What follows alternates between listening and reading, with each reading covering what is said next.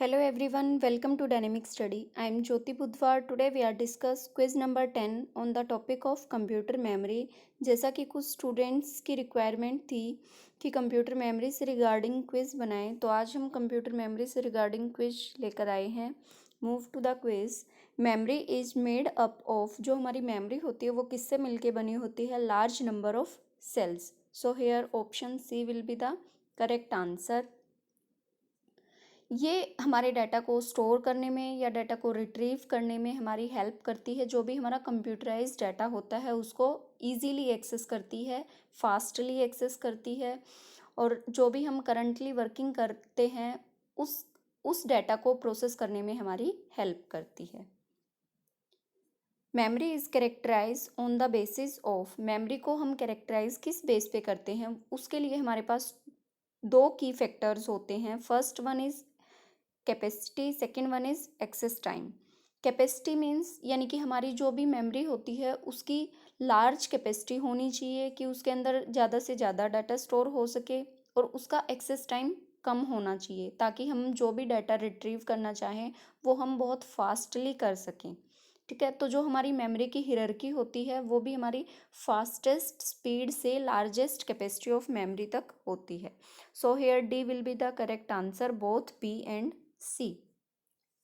RAM is a volatile because, RAM को volatile क्यों बोलते हैं? Because it must need power supply continuously to retain data. क्योंकि RAM एक रैम वोलेटाइल है, तो उसको वोलेटाइल क्यों बोला जाता है? क्योंकि वो डाटा को रिटेन करने के लिए उसको कंटिन्यूसली पावर की सप्लाई की नीड होती है. इसके अंदर हम read as well as write दोनों ऑपरेशंस परफॉर्म कर सकते हैं. अगर हमारी पावर सप्लाई इंटरप्ट हो जाती है तो जो हमारा डाटा है वो लॉस हो जाता है. RAM is also used in printers and other devices to improve their efficiency. RAM also two types: SRAM, static RAM, DRAM, dynamic RAM. So here B will be correct answer. The smallest unit of storage is, storage के लिए जो सबसे smallest unit है वो क्या है? हमारी bit.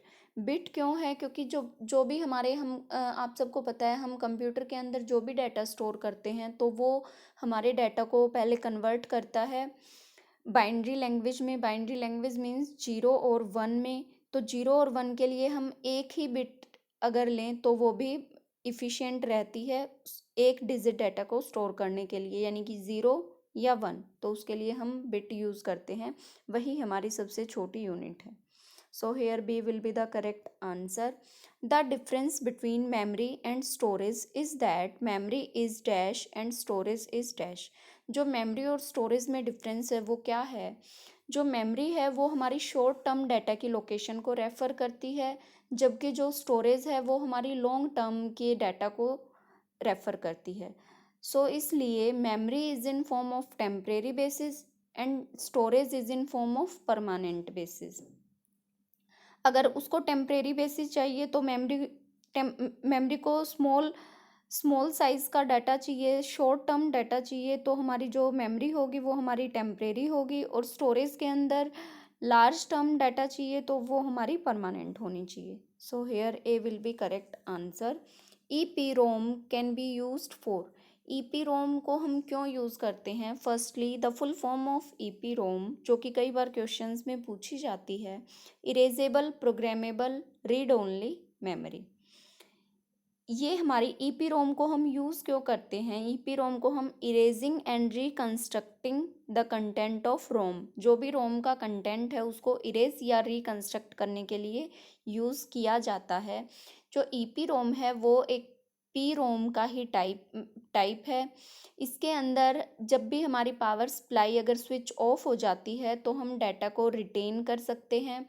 Data को इरेज या रिट्रीव दोनों किया जा सकता है by using ultraviolet light rays. जो अल्ट्रावायलेट लाइट रेज होती हैं वो डाटा को क्लियर कर देती हैं चिप के ऊपर, जिससे हम अपने प्रोग्राम को रीराइट कर सकते हैं.